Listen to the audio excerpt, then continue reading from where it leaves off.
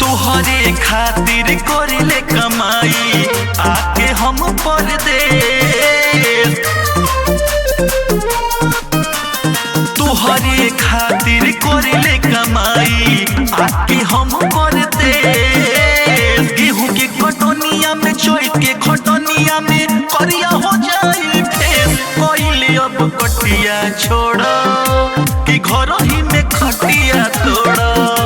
कइले अब कटिया छोड़ कि घर ही में खटिया तोड़।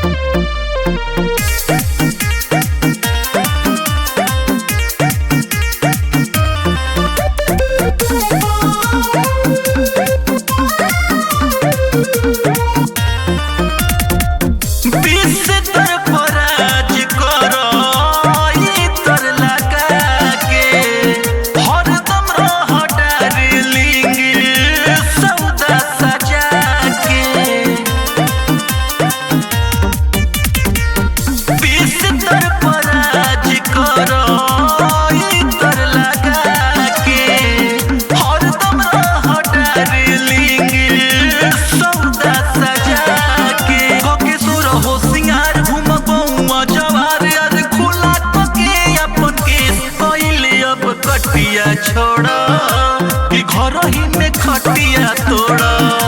कइले अब कटिया छोड़ कि घर ही में खटिया तोड़।